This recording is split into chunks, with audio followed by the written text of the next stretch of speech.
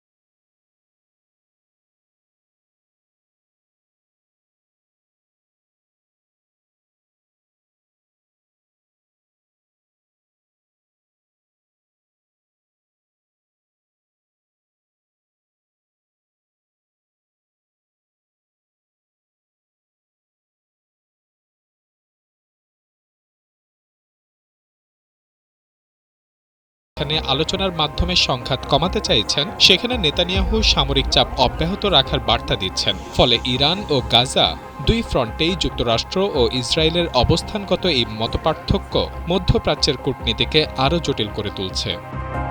Mahmudul Hasan, Times today.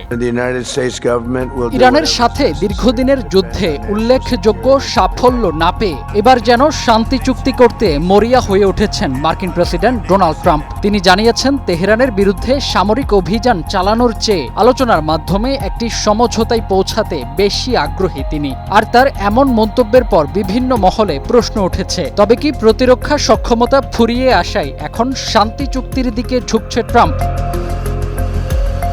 ইরানে হামলা বন্ধ হয়ে যাওয়ার পেছনে যুক্তরাষ্ট্রের গোলাবারুদের ঘাটতি নিয়ে নানা মহলে নতুন করে আলোচনা শুরু হয়েছে। ওয়াশিংটন পোস্টের এক প্রতিবেদনে দাবি করা হয়, ক্যাম্প ডেভিডে মন্ত্রিসভার এক বৈঠকে প্রেসিডেন্ট ট্রাম্প প্রতিরক্ষামন্ত্রী পিট হেগসেতের কাছে জানতে চান, কেন এখনও দূরপাল্লার ক্ষেপণাস্ত্র ও আকাশ প্রতিরক্ষা ব্যবস্থার সংকট কাটানো যায়নি। বৈঠকে প্রতিরক্ষামন্ত্রী হেগসেত নিজের আত্মপক্ষ সমর্থন করে উপপ্রতিরক্ষামন্ত্রী স্টিফেন ফেইনবার্গকে এই ঘাটতি এবং ট্রাম্পকে মজুদ পরিস্থিতির বিষয়টি অবহিত না করার জন্য দায়ী করেন। যদিও হোয়াইট হাউস ও পেন্টাগন এই দাবি পুরোপুরি অস্বীকার করেছে।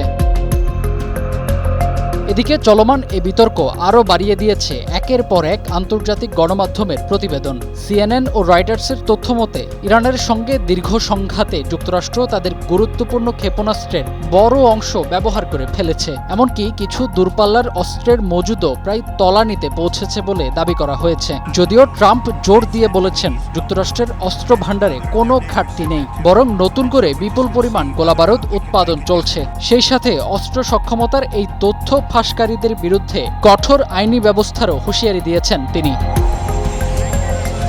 আর এমন পরিস্থিতিতে যুদ্ধ নয়, আলোচনার পথকেই বেশি গুরুত্ব দিচ্ছেন ট্রাম্প। তার দাবি, ইরানের পক্ষ থেকেই আলোচনার আগ্রহ প্রকাশ করা হয়েছিল, তাই বড় কোনো সামরিক অভিযান স্থগিত রাখা হয়। তবে একই সঙ্গে তিনি স্পষ্ট করে দিয়েছেন, কূটনৈতিক প্রচেষ্টা ব্যর্থ হলে সামরিক বিকল্প খোলা থাকবে এবং কোনো অবস্থাতেই ইরানকে পারমাণবিক অস্ত্র অর্জন করতে দেয়া হবে না।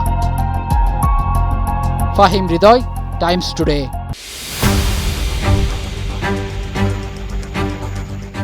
যুক্তরাষ্ট্রের মধ্যস্থতায় যখন ইসরায়েল ও লেবাননের মধ্যে নতুন করে শান্তি আলোচনা চলছে, ঠিক তখনই দক্ষিণ লেবাননে ব্যাপক হতাহতের শিকার হয়েছে ইসরায়েলি সেনারা। সীমান্ত পেরিয়ে অভিযান চালানোর সময় মাটিতে পুঁতে রাখা বিস্ফোরকে নিহত হয়েছেন 2 ইসরায়েলি সেনা, আহত হয়েছেন আরও 12 জন। এরপরে ইরান সমর্থিত লেবাননের সশস্ত্র গোষ্ঠীর বিভিন্ন অবস্থানে ব্যাপক বিমান হামলা চালিয়েছে ইসরায়েল।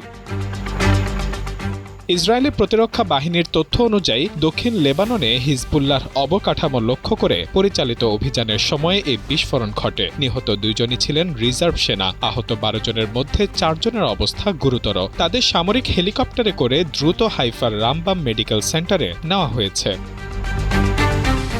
ঘটনার পর হিজবুল্লাহর বিভিন্ন লক্ষ্যবস্তুতে পাল্টা বিভিন্ন হামলা চালায় ইসরায়েল। তেল আবিবের দাবি, ইরান সমর্থিত লেবাননের সশস্ত্র গোষ্ঠী যুদ্ধবিরতি চুক্তি স্পষ্টভাবে লঙ্ঘন করেছে, তবে এই বিষয়ে এখনো কোনো প্রতিক্রিয়া জানায়নি তারা। এই উত্তেজনা এমন সময় তৈরি হলো যখন ইতালির রাজধানী রোমে যুক্তরাষ্ট্রের মধ্যস্থতায় ইসরায়েল ও লেবাননের কর্মকর্তারা নতুন দফায় বৈঠকে বসেছেন। সীমান্তে উত্তেজনা কমানো এবং যুদ্ধবিরতি কার্যকর করার উপায় নিয়েই চলছে এই আলোচনা। গত জুনে 2 পক্ষ একটি কাঠামোগত সমঝোতায় পৌঁছায়। পরিকল্পনা অনুযায়ী ধাপে ধাপে দক্ষিণ লেবাননের কিছু এলাকা থেকে ইসরায়েলি সেনা প্রত্যাহার, সেখানে লেবাননের সেনাবাহিনী মোতায়েন এবং নির্দিষ্ট অঞ্চল থেকে সশস্ত্র গোষ্ঠীগুলোকে সরিয়ে নেওয়ার কথা রয়েছে। যুক্তরাষ্ট্রের কর্মকর্তাদের দাবি, সর্বশেষ বৈঠকেও এই পরিকল্পনা বাস্তবায়নের পথে আরও অগ্রগতি হয়েছে। এর আগে আরেক দফা আলোচনায় দক্ষিণ লেবাননের 2টি শহর থেকে ধাপে ধাপে সেনা প্রত্যাহারে সম্মত হয়েছিল ইসরায়েল। তবে ইসরায়েল ও লেবানন আলোচনায় আগ্রহী হলেও দেশটির সশস্ত্র গোষ্ঠীটি এই কাঠামোগত পরিকল্পনা প্রত্যাখ্যান করেছে। তাদের স্পষ্ট অবস্থান, ইসরায়েলের সঙ্গে কোনো ধরনের সমঝোতা তারা মেনে নেবে না। সব মিলিয়ে যুদ্ধবিরতির আলোচনা এগুলেও ইসরায়েল লেবানন সীমান্তে উত্তেজনা কমার কোনো লক্ষণ এখনো দেখা যাচ্ছে না। ফলে কূটনৈতিক প্রচেষ্টার পাশাপাশি নতুন করে সংঘাত ছড়িয়ে পড়ার আশঙ্কা থেকেই যাচ্ছে। Mahmudul Hasan, Times today. Listen man, if you can't say the name, it's Abdurrahman, keep the name out your damn mouth. যুক্তরাষ্ট্রের মিশিগান অঙ্গরাজ্যের ডেমোক্রেটিক সিনেট প্রাইমারিতে আব্দুল আল সাইদের বিজয় নিয়ে বিপাকে পড়েছে মার্কিন প্রেসিডেন্ট ডোনাল্ড ট্রাম্প। সাইদের ঐতিহাসিক বিজয়কে তীব্র আক্রমণ করে একে রিপাবলিকানদের জন্য দারুণ সুযোগ ও কমিউনিস্ট হুমকি হিসেবে আখ্যা দিয়েছেন তিনি। When they thought it would be a landslide victory for a hater of Jews and a hater of Israel. নিজের প্রচারণায় নানা সময় আল সাইদ গাজায় ইসরায়েলের সামরিক অভিযানকে গণহত্যা বলেন। আমেরিকার ট্যাক্সের টাকা ইসরায়েলের সামরিক খাতে অনুদান হিসেবে পাঠানো বন্ধ করার দাবিও তুলেন তিনি। ইহুদি ধর্ম ও ইসরায়েলের গণহত্যা এক নয় বলে মন্তব্য করেছিলেন। He hates Jews and he hates Israel. Abdul al-Sayed. তবে এখন অনেকটাই নড়েচড়ে বসেছে ট্রাম্প। ট্রুথ সোশ্যালে সাইদের বিরুদ্ধে বক্তব্য দেওয়ার পর নেভাদার লাস ভেগাসে এক রাজনৈতিক অনুষ্ঠানে ট্রাম্প বলেন যে আল সাইদ ইহুদিদের ঘৃণা করে এবং সে ইসরায়েলকেও ঘৃণা করে। সে একজন ঘৃণাবাদী মানুষ, অথচ এখন সর্বত্র বলে বেড়াচ্ছে সে সবাইকে ভালোবাসে। এদিকে আল সাইদ তার প্রচারণায় সরকারি অর্থায়নে স্বাস্থ্যসেবা, ওষুধের দাম কমানো, ধনীদের উপর বেশি কর আরোপ এবং নির্বাচনী অর্থায়নে সংস্কারের মতো বামপন্থী নীতিকে সামনে আনেন। তার স্লোগান ছিল রাজনীতি থেকে টাকা সরান, নিজেদের পকেটে টাকা আনুন। নির্বাচনে তিনি senator Bernie Sanders, Elizabeth Warren এবং আলেকজান্দ্রিয়া ওয়াকাসিও-কোর্সের সমর্থন পান। আগামী নভেম্বরে তিনি রিপাবলিকান প্রার্থী ও সাবেক কংগ্রেসম্যান মাইক রজার্সের মুখোমুখি হবেন। এই নির্বাচন যুক্তরাষ্ট্রের সিনেটে নিয়ন্ত্রণ নির্ধারণে গুরুত্বপূর্ণ ভূমিকা রাখতে পারে। বিশ্লেষকদের মতে সুইং স্টেট মিশিগানে আল সাইদের পারফরমেন্সই বলে দেবে একজন স্পষ্টভাষী বামপন্থী ডেমোক্র্যাট সাধারণ নির্বাচনে কতটা গ্রহণযোগ্য। That they think they can win is to drag us into the mud, to believe the worst about each other. Golam Rabbani, Times today.